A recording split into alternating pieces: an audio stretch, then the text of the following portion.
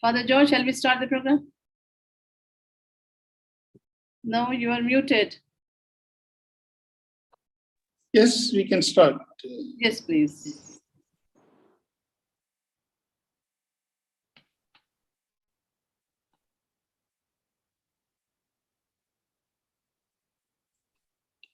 Father George, go ahead, please.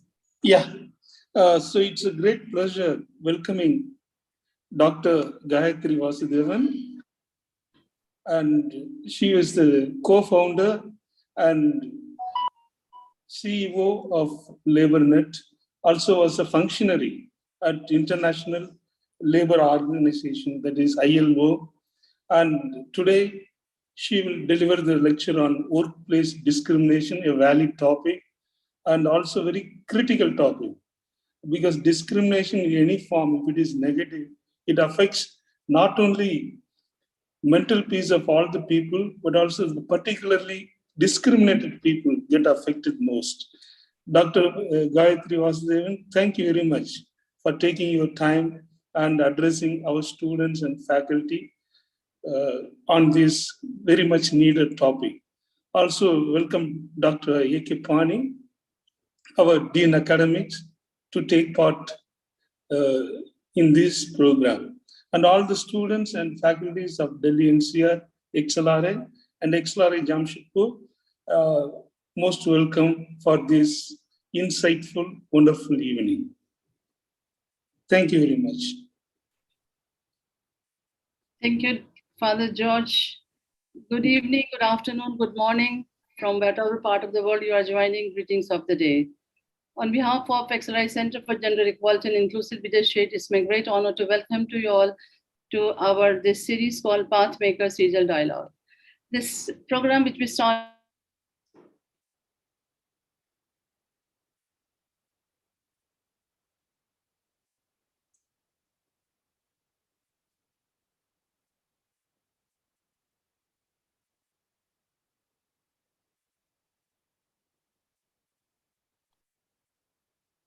I think some bandwidth problem for Alka. So I'll request Gayatri Vasudevan to start his delivering the talk to us. Yeah. Thank you, Father George, and thank you, Professor. Let me just start by laying out the foundation of what we are talking about, right? First and foremost, I think when you look at discrimination, one needs to look at the statistics that are there. Very well known that India women's workforce participation is very low. Now, therefore, we need to divide the workspaces into different categories and therefore address it. Now, when we look at those in formal employment, I think the situation is far more different. So it's a very nuanced understanding one needs of gender and its interaction with work. So let me go to the areas that I am familiar with, and therefore I will stick to sectors which are in the what we call the informal sector, and then take it from discrimination at workplace, discrimination to enter workplace as two separate issues. So I'll address 5 sectors and try and make my point from there. So the sectors I'll pick up is construction, auto, both services and manufacturing, beauty, anything which is in the healthcare, education sector. I'm combining these two and therefore addressing it as 5 sectors. Now let's just spend some time on each of the sectors and what we see in an everyday life, right? You take construction as a sector, you have a lot of, in education, girls actually entering in the civil engineering. There are a lot of girls. Architecture, there are a lot of girls who are entering in architecture. And data also proves it. I'm not quoting it. This is well known and therefore you'll be able to find it. But when it comes to employment, you look at sites where women are deployed on sites. And let's just look at your visual recall on sites, right? Real estate, infrastructure development. Real estate is anything which is commercial or residential. Infrastructure, which is your roads, your power plants, metros, etc. And anything which is manufacturing, that is construction of major manufacturing units. If we take these three as big buckets, so I'm leaving out one whole bucket, which is your very small construction. That is your homes which are less than 20 by 20 site construction, small 460 square feet construction. I'm leaving this out. Now let's look at your visual look of these places, okay? Where do you think women are? Women are not there on sites. Architecture, sometimes they are there, but mostly again in the interaction with sites, you find them going down. You find them in specializations, you find them higher. For example, landscape architects, you find. If the moment architects do things which are specialized, you find them, but not on the site. You find them in teaching. We ourselves, for example, have about 400 schools where we have vocational trainers, where we've got in construction and plumbing. You'd be surprised, most of the trainers are civil engineers who are there. That means they're comfortable with teaching, but not on a site. Now you go to the next layer there. That means on the site, who are the workers on the site? Between 2000 to 2010, and if you look at 2010 to 2012, women have been eliminated from the workforce. That means in large construction sites, whether it is large real estate or commercial, you do not find women.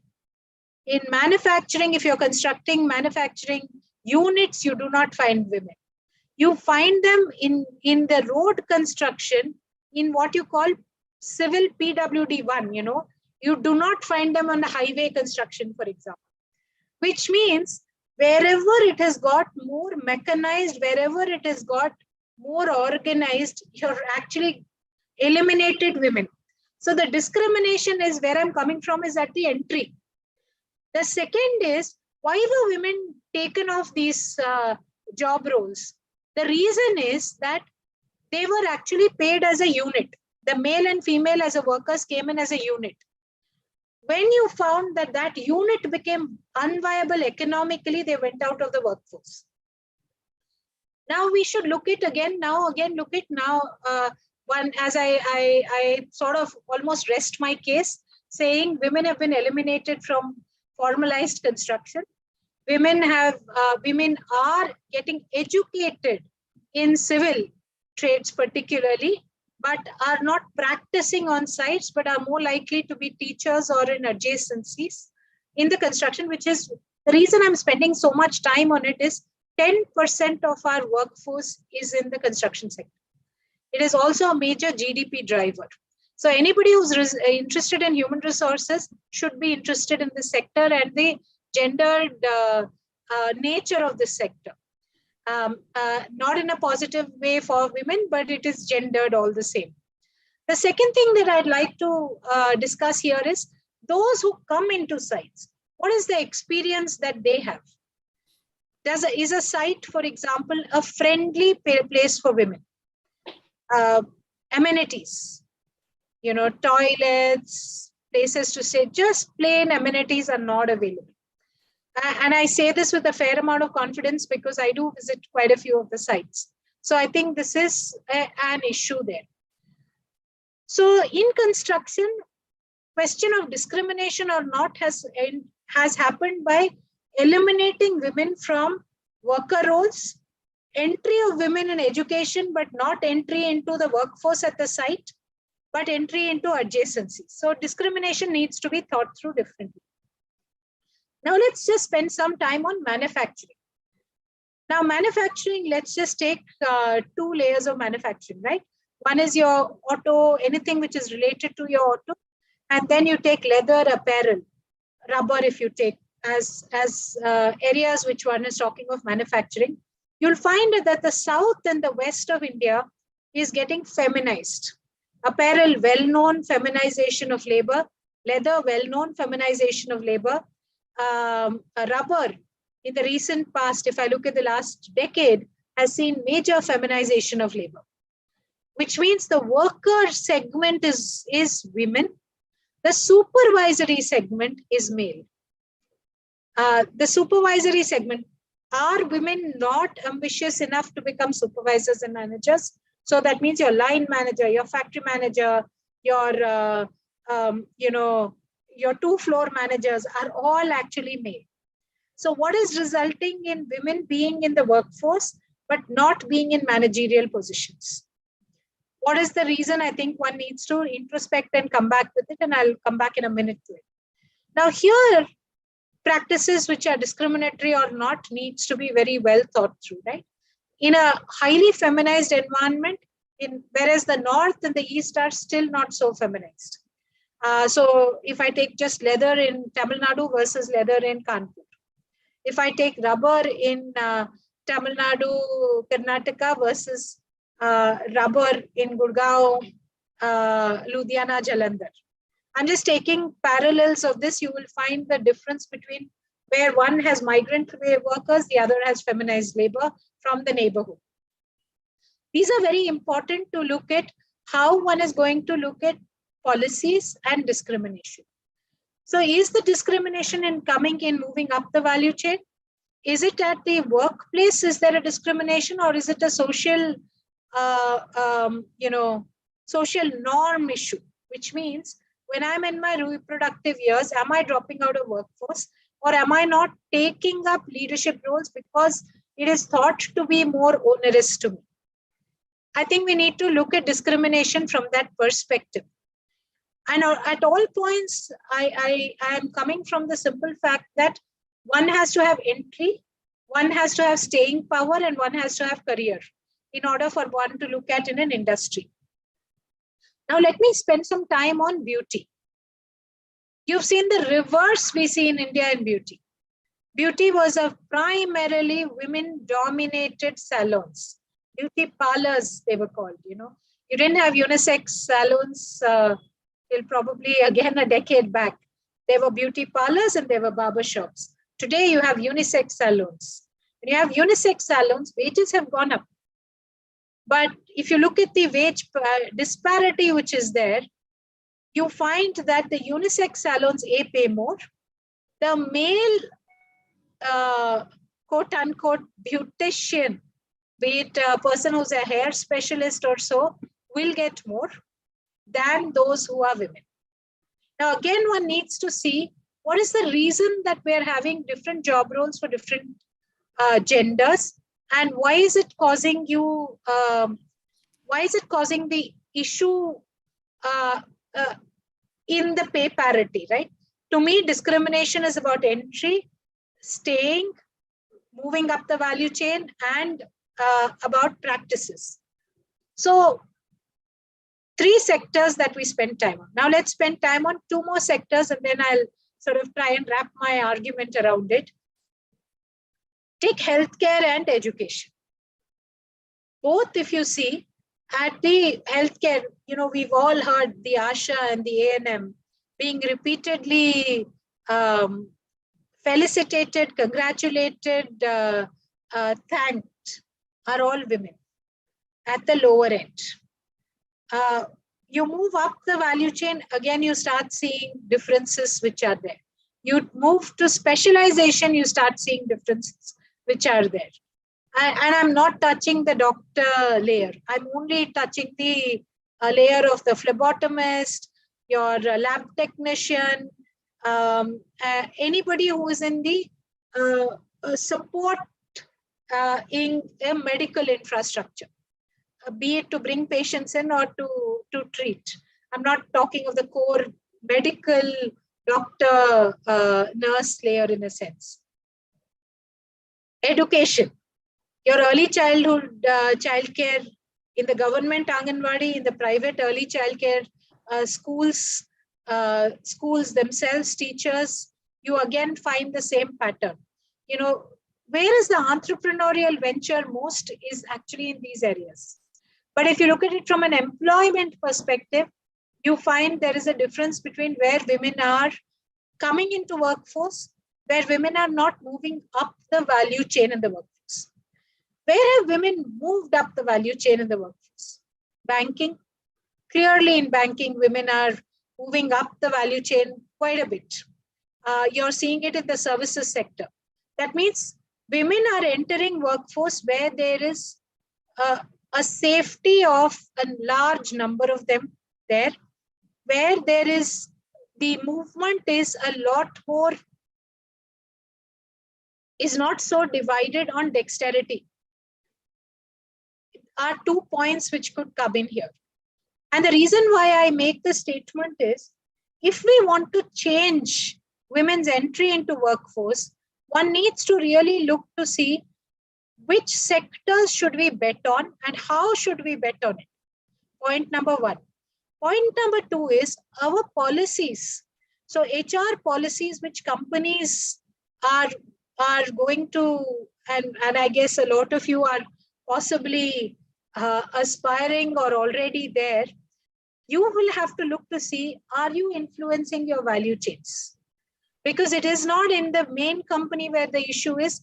Workforce is in your supply chain, in your value chain, in your extended value chain, in your extended supply chain. Now, again, let me just spend some time on that. You may be a rubber producing company, tire, or anything which is actually, maybe it is carbon, where you put it on the rubber. It may be that you're making gloves. That is where you will go in as HR and your careers will go up. Now look at your ancillary units. Look at your outsourced units that are there. Look at where the service lines are happening. Your auto service, two-wheeler, four-wheeler, your heavy equipment repair. How are you going to gender those? How are you going to paint it with women? Is an entry issue. What are your policies going to be for it is going to influence how we are all going to think about it in the next 25 years. Yesterday, our Prime Minister has given a clarion call. When you give a clarion call, we all need to say, what is our role in that clarion call? Your role is not going to be to change the mindset at home. That is the role of an educator. That is the role of the larger society. Your role is going to be, how does commerce, as people who are leading HR divisions, how are you going to influence it? If you say, I give equal pay for equal task, is that enough? Because she does bear an unreasonable burden with her home, household chores, her responsibility. It could be a psychological feeling of burden of taking care of childcare, as well as of aged. And I consciously use the word psychological, right? There is a lot of feeling that are women exaggerating? And I sometimes think it is because of those of us who have the luxury of having someone else do it that we think that person is exaggerating. If I didn't have the luxury, I wouldn't think that, right? I think, hey, listen, I conquered the world. I have been this sword-bearing woman who has conquered the world. But the reality is somebody else has to do the job for that. So how in your HR policies would you do it? And I've been thinking about this. Is it paternity leave, like some of the Scandinavian countries have done? Is it in ours, will that work? Or is it something where I have to incentivize? That means in my pay packet itself, could we think of innovative ways of having better health insurance, for example? And therefore, instead of giving it as a perk, you give it as a part, maybe they get and this is, I'm not advocating for it, but I'm just putting out, we need to think out of the box. That's where I'm coming from.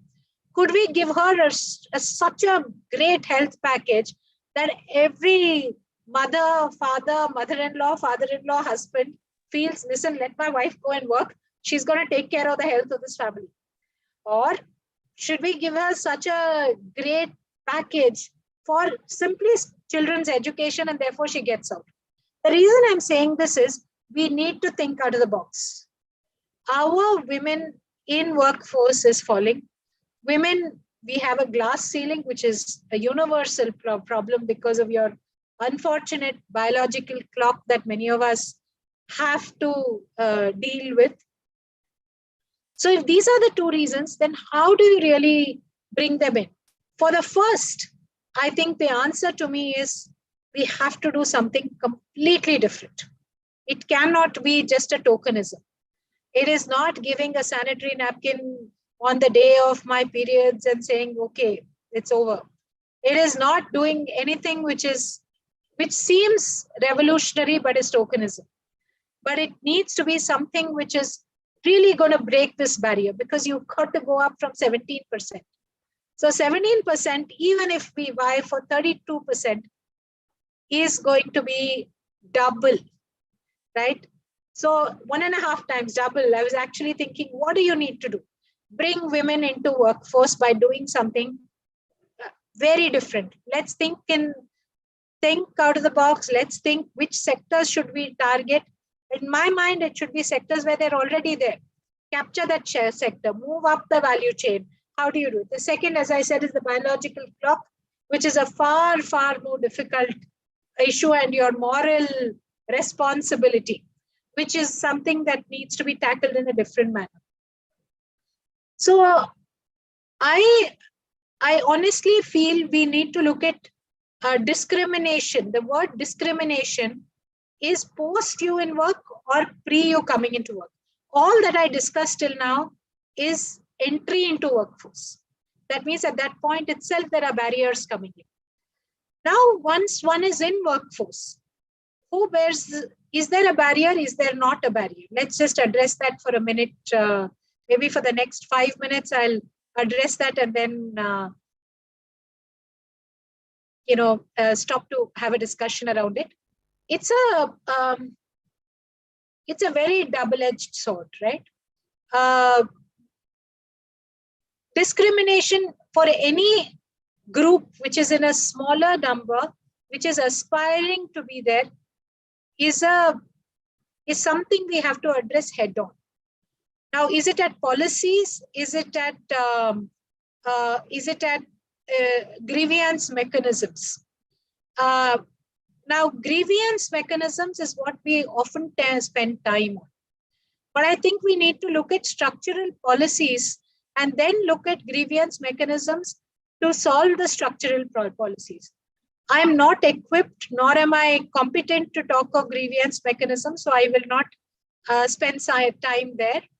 But I do believe that when we look at women in the workforce, those who are in workforce, one needs to again look at it from a contextual point of view, not from an outside perspective. And I'll make I'll take a practical example and explain it to you. Imagine a manufacturing shop floor which is completely dominated with women, and the supervisory layer is completely dominated with men. What kinds of policies should you actually have here? We have to think. Should it be I'm always of the view that anything should be towards positive incentivization. And I think that's something you may have caught on in everything that I'm saying. Should it be bringing them into classes of XLRI, for example, for leadership? Should we think of an apparel who's doing a BVOC or a certification wherein they come in for continued learning on leadership skills, and therefore you build it with resilience? Because grievance, as I said, is a different ballgame and we need to address it separately. But first we need to address why are we not there, is the first addressing. Now you take another place, right? Beauty salons are small workplaces, less than 30 in most cases.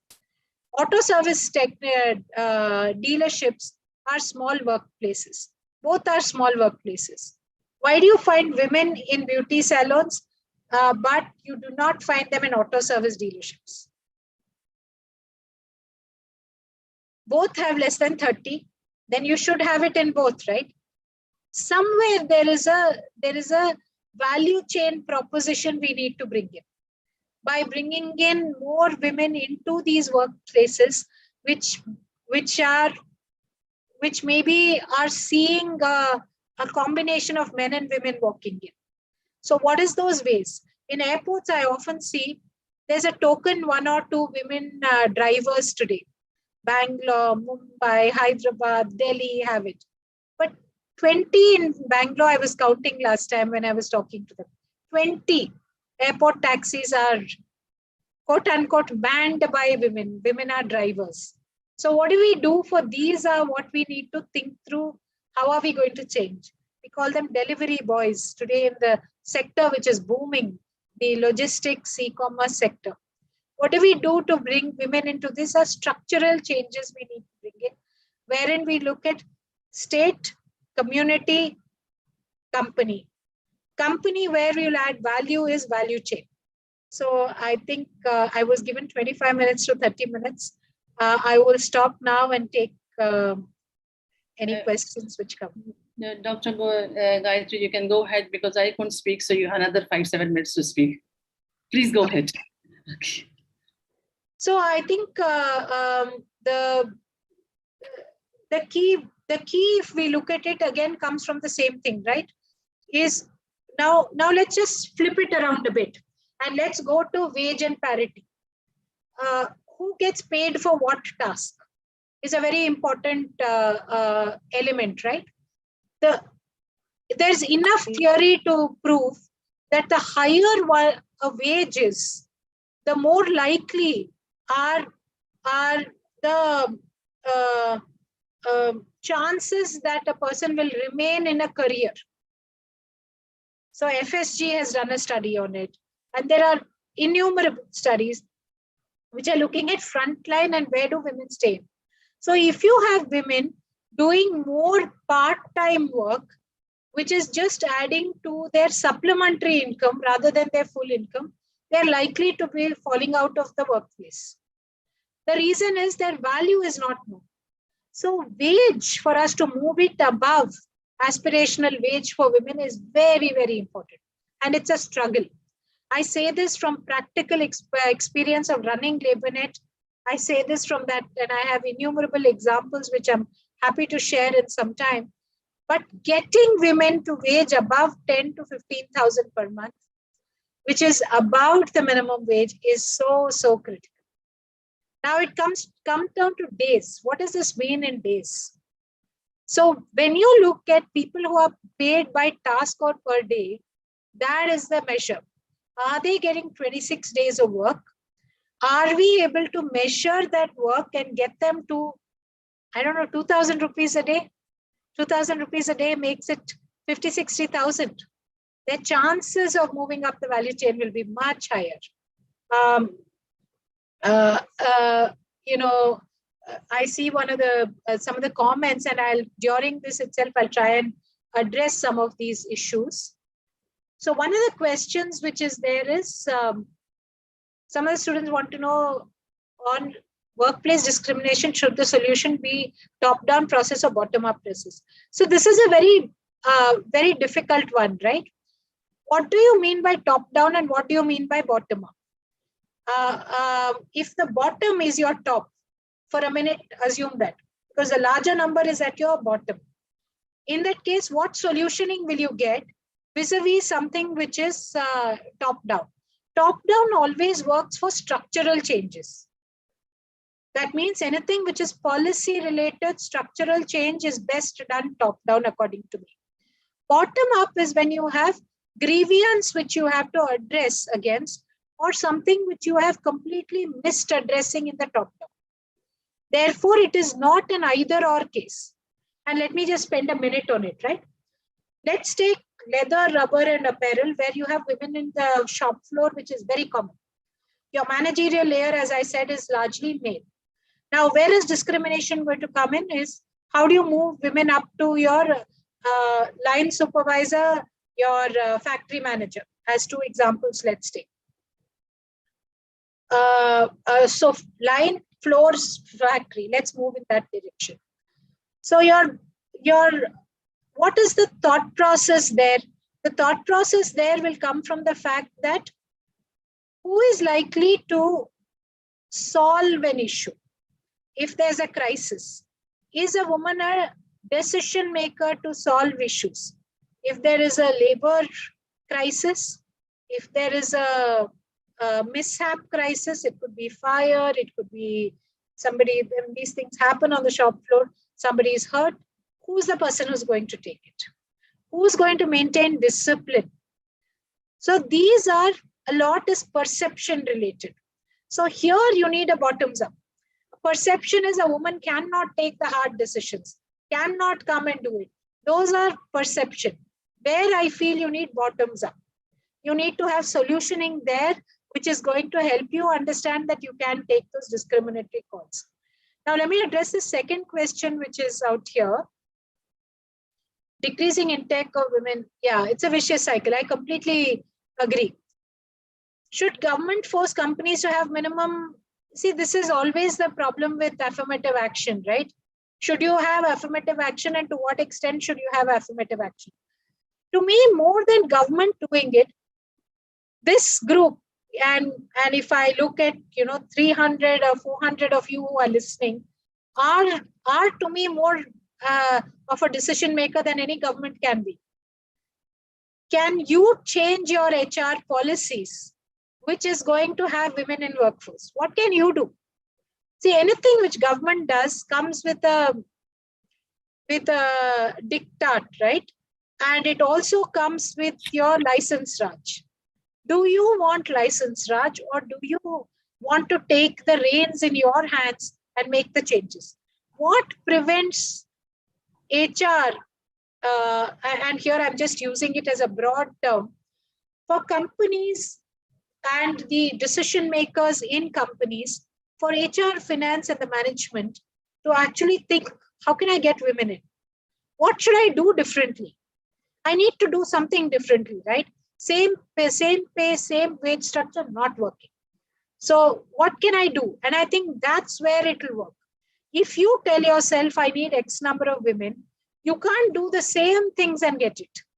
So you cannot say, I'll have 1 million women in workforce in my company across my value chain, but I will make no changes to what I want to do. You have to make some changes. What changes could they be? To me, women come into workforce best on family issues. Education and health seem to be of paramount importance to Indian women. Make use of that. Why? They spend money on their children's education. They spend money on their family's healthcare.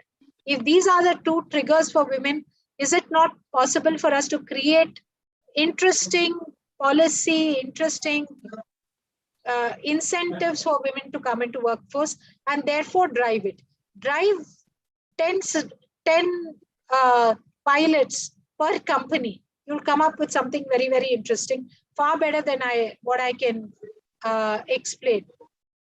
Dr. Gayatri, I have just one thing to ask you before I introduce our chat box team, that you mentioned about the change. What kind of change we can make when it comes to re-entry to the profession? The women have taken care of children, they have given enough time to the family. How do they come back to the profession? Today, the biggest problem is when women come back, they go back 10 years before, as they left, they come back into the same position. So, it's very unnerving to a person. Imagine if you're 38 and you have the same role as you when you were 25. That's the gap that is there. So I think there one could actually look at intent and certification. And certification, you don't have, the company doesn't have to pay necessarily, but facilitate it. You can have earn and learn programs which are going to fast track women into leadership positions, mid-management positions, where they could do it as an earn and learn program. I'm not saying company has to bear the barrier of education, but company will probably have to look at how are you going to look at experience. You may have to re-examine what you mean by experience. Sometimes I think the way resumes are looked at and written are absolutely unfriendly to it. can we think of completely rewriting that resume? You know, there are, the WhatsApp University actually has several things it sends out. I think we should just borrow from it, saying, how do you actually rewrite resumes of women? They say, I have experience in dealing 24/7, emergencies, etc. Rewrite the way resumes look at earn and learn programs which they can do, provide them with a platform in order for that to happen. I think, Alka, I think that would be where I would come from. So thank you. I'm sorry that in the beginning my internet got a little bit troublesome. I wanted to introduce our team who are managing the chat box. That is a team called Inclusion, Diversity and Empowerment Association IDEA. It is headed by Kuldeep. Kuldeep, are you there? And it is being managed by Vardhan Puri, Subhangi, and Rishabh and Kuldeep. Please take forward the questions and just summarize, because in less time, you put some questions together and put forward to Dr. Gayatri, please. Are you there, Kuldeep? Yes, ma'am. Yes, please. Yeah. Hello, ma'am. First of all, thank you for such an insightful session. There are some questions on the chat box. I'll be reading one from Ajita, ma'am. Ma'am asks, as you rightly mentioned, what are the facilities which we can provide systematically for women folks who are in shop floor or women forces? Have seen women working for lesser salaries, but they appreciate the other facilitations. While we are talking about getting them in, we need to look at the women who are joining from breaks. There's a huge resistance for them when women take breaks in view of family. Yeah, I would completely agree. Women, I think we should look at what women appreciate and therefore bring it in as part of salary packages. You know, we should look at facilities. To me, it's more than one is facility at the workspace, and especially where you have a small workspace, right? Like less than 30, less than 100. So you should break it up into less than 30, 30 to 100, 200, 500, because each of these workspaces require a different treatment. And to me, facilities could also mean soft facilities. As I said, health insurance, educational, subsidized educational loans for their children. I think women will appreciate a lot more of that. Re-entry is a very complex one. Re-entry is a very, very complex one. And as I said, I think given the national education policy today, it is for us to design earn and learn programs. And women will possibly really, really benefit if we give them the grade, the job role, but in a fast track modality.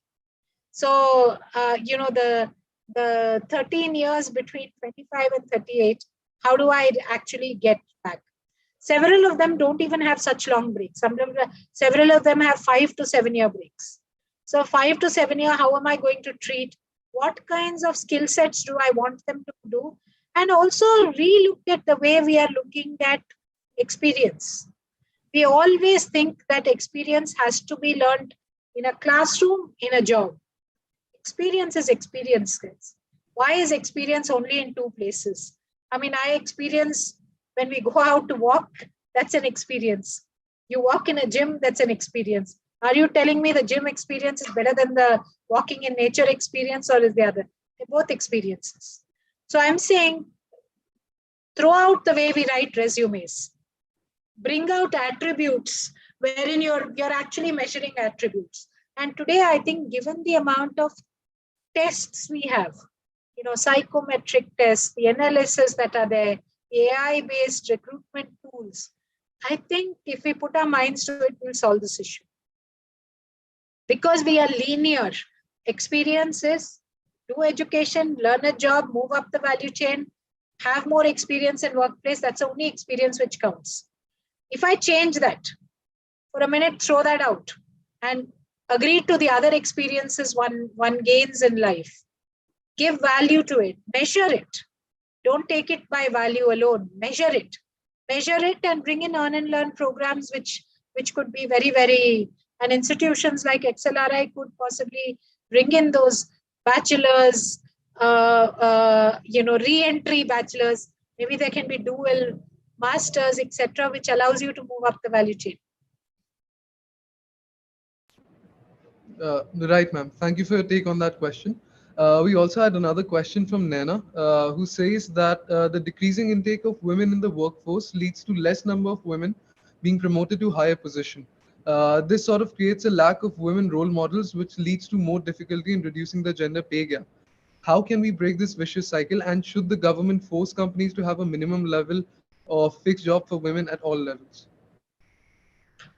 So I addressed it a little earlier. I personally don't believe government is the route to do this. I think the HR and the companies have to think innovatively. If you want, so just for a minute, just let's look at tier 1, tier 2, tier 3, right? What does a company value chain look like? Let's, for 1 minute, take a large company, large FMCG company. Okay. If I have a large FMCG company, then that company is likely to have at least a minimum of 5 companies, which are again very large. That means they will have workforce of 500 and above, if not 1,000 and above, who are suppliers to them, right? So if I have Astral Pipes, it will have Resinova, you'll have very large suppliers there. Then you'll have others who are tier 2 companies, which will have 200 and above. And then you'll have nano entrepreneurs. So 200 and above, you will have, let's just for argument's sake, multiply by 15. There will be the minimum that a company will be dealing with, right? And then you go to nano entrepreneurs, this number will skyrocket. You will have in lakhs. So imagine if you are able to look at this value chain and say, where do I want women in this value chain? That I want in each of these places, I want women in the value chain. You will think workplace differently. You will design workplace for a nano entrepreneur, which is your auto supplier dealer or your trucker company. You will think of each layer differently. Your kirana shop will look different. To your tier 2, tier 3 company, which is, I'm just cooking up a name, Parashuram Appliances, which is supplying to some, let's say Bajaj, for example. Between Parashuram Appliances and Bajaj, I hope there's no company like that. But if there is, forgive me for it.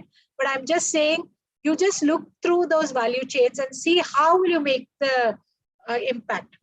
Then you will increase women in workforce. If you're going to think you want to wait for government edict, you'll actually move it to license Raj. That's my personal opinion. Definitely, ma'am. Another one of the questions that popped up in the chat, ma'am, was how important is culture when it comes to gender equality in the workforce? Since India as a whole has become a lot more liberal in the past 10 years, and yet the participation of women in the workforce has decreased. So there are 2 ways of looking at it, right? Women never had ownership. So for example, a kirana shop is not owned by a woman, but kirana shops are manned by women in the day. And I'm consciously using the word manned by women, right? They are the ones sitting in the day. In the morning and the evening, the men come in. The ownership is male. The land is owned by men. Women are unpaid agricultural workers. So oftentimes, probably it's also the way we account for women's economic participation, which is flawed. So we need to think that differently. And this is where I was coming from, right? How do you change this? This can't be done by state.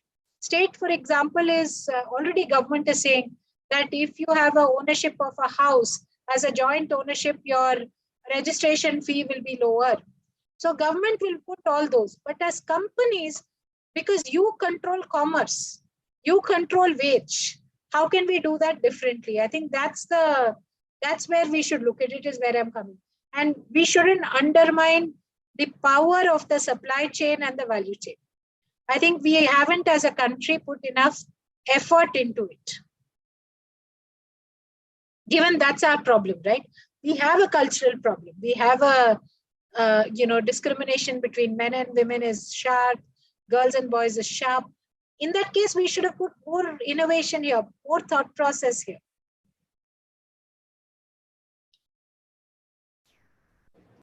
Ma'am, we have another question from Gunjan. She asks, how do we deal with the insecurities of the male workforce, such as lack of job security, so that they embrace the inclusion of women in the workforce? Feminize their jobs. So let me explain that better, okay? When you had typists, they were always women, right? When you had computers which came in, it became male. Okay. This is something which has been on my mind, okay? I deal a lot with the informal sector, so my examples may be going there. Anganwadi workers, Anganwadi is the structure which looks after children in the government, 0 to 6 years. All women, always.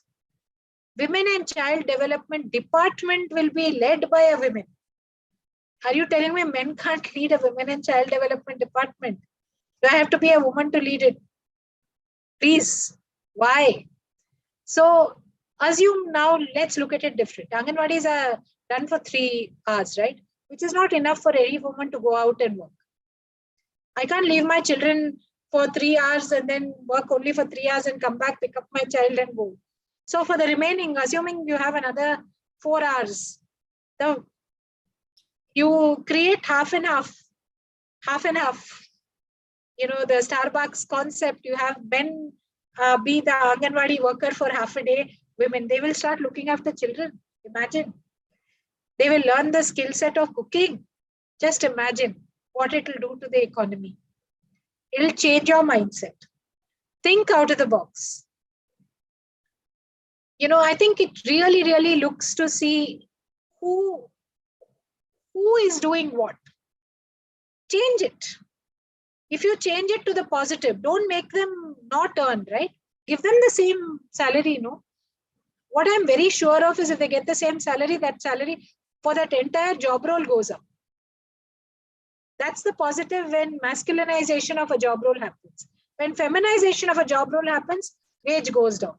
So masculinize some of the job roles, which women are there, and bring women into those where women are not there.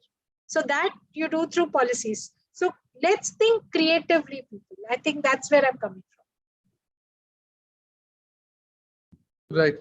Ma'am, also we had another question from Indumati, who wants to talk about your experience when you were in the Kodagu district in 1996, working with the women in Panchayat representatives to bring back those women in complete control of their decision making. So her question is that what strategy did you use, as well as the challenges that you faced in the process? So it was very, very interesting. Coorg is a very interesting place where women are the coffee pickers. Male supervisors, just like in apparel and others, okay? In those days, the commoditization was for coffee, pepper, and vanilla, orange to an extent. Paddy, for example, nobody was interested. It was for personal consumption. So we said we'll pick up paddy and see that we make it a commodity. That means you need a drying yard, you need all that you need to ensure you are able to process paddy, right?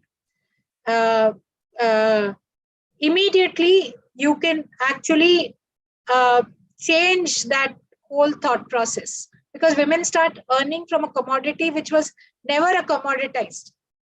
So one of the things we were able to bring in is paddy as a commercial crop rather than a home consumption. So if you bring in an additional revenue of Coorg is a very strange place, right? Kodagu is a place which is highly cash crop commoditized. Coffee, pepper, orange, in those days vanilla are all there. So now imagine a crop which you use for household, which you change. Change the nature. Don't fight the battle. In my opinion, you know, you can't fight an unequal battle with the same rules. You've got to change rules. So change what you want to do. For example, I don't think a lot of people are looking at in agriculture. There is a huge shortfall of mechanization. What if we bring in a layer of mechanization which is completely woman? What does that do to you? So I think we need to bring in drastic changes in the way we are thinking of bringing women into workforce. It can't be incremental. It has to be substantial. Today, every discussion I have is actually incremental, including what I'm doing, unfortunately. I think our idea team, we are getting close to 7:22. So one last question, because we have promised Dr. Gayatri will wrap up this program in 60 minutes time. So last question, please. Just choose one, just summarize 2-3 questions together and put in front of Dr. Gayatri. Okay, sure, ma'am. We have a question from Ajita ma'am again. She wants to know about age shaming for women in work environment. Can you have So insights on that?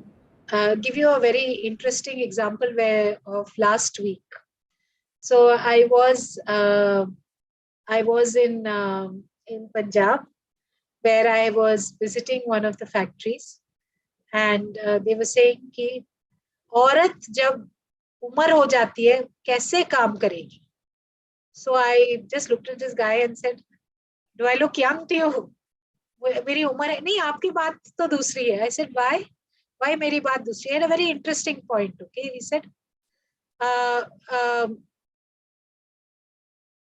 an exceedingly interesting way of thinking of the situation, and I'm going to compare two situations. Okay, Pina Industrial Estate in Bangalore, and I'm going to say it in Kannada when this came, and then I'm going to translate to English in order for you to get where I was coming from.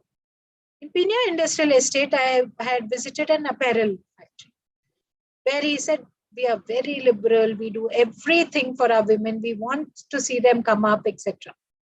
Then said, why supervisory? He says, line manager, bedamma. Bedave beda. Line manager, we can't do. I've encouraged, they just are not able to do. Then he looks at the guy who owns it and says, that means the factory manager has also done so much, but not happening. Then says, they are just not ambitious. So we got a few women in who have been working there for a lot of time and said, why are you not interested in supervisory positions? Because I spoke in Kannada and Hindi, I'm going to try and translate a bit into English and then move. One said, older the woman is, she cannot do a shop floor job. Another said that, we've tried our best. We've encouraged them. We've cajoled them. They don't want to be in supervisory positions. So in both cases, we met a set of women and asked them, you know what, you've got such absolutely fabulous leaders here. Why are you not wanting to? So they just said the way that they present leadership is absolutely against their thought process itself. They said leadership is about control. Leadership is about militaristic behavior. They said, this is not my values. And that's where I come from, bottoms up. You change this to say leadership is empathy, leadership is this, maybe more women will come into it rather than making it militaristic, discipline, demand, silence. Change the values that one appreciates. I think there will be a lot more in feminized workforces. There is still a lot to be done in determining how we are going to even build cases and role models out of it. Today, our role models are very linear. Success is linear, role models is linear, leadership is linear. Change the game. I could be Aishwarya Rai and win the beauty contest if I change the rules of the games. So all we need to do is rules. In my current state, I will not win. But what do you want to do to make me win that contest is in your hands.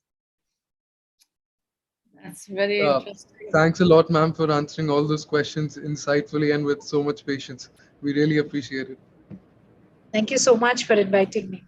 Yeah, Dr. Gayatri, I'll invite now Dr. Pani, our Dean Academic, to give a vote of thanks. Before that, I'll say that I wish we had 2 hours, not 60 minutes, because 60 minutes is very little for a person like you to give us so many stories, experiences, and what you're telling is really learning for our students and friends and who are in the business and practicing people.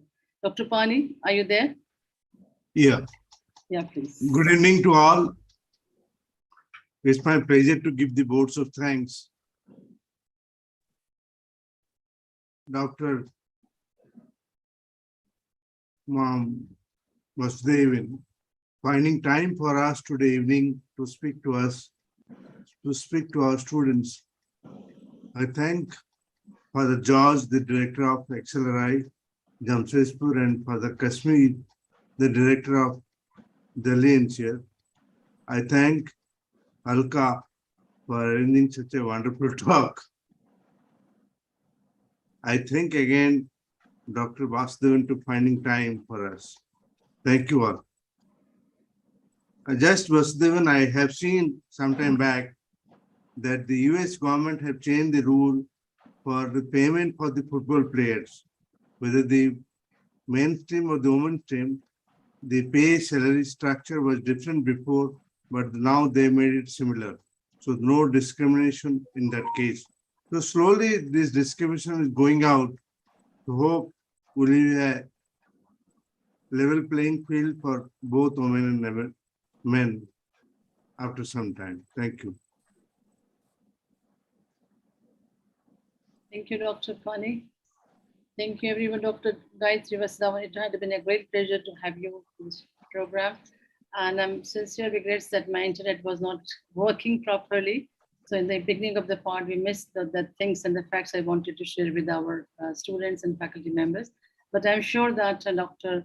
Gayatri will not be only one-time guest in our program, she'll be there. In fact, she's visiting our campus on coming 24th in the afternoon. So we'll have another chance to meet her and interact our problems and will on the cooperation and collaboration, etc. Thank you, Dr. Vasudevan, for coming. Thank you, IDIT team, for taking the question. Thank you, students. Thank you, faculty. Thank you, Father George, and thank you, Father Kashmir, and thank you, everyone, for this wonderful, wonderful presentation, Dr. Gayatri. Thanks a lot. Thank you so much. Thank you for inviting me.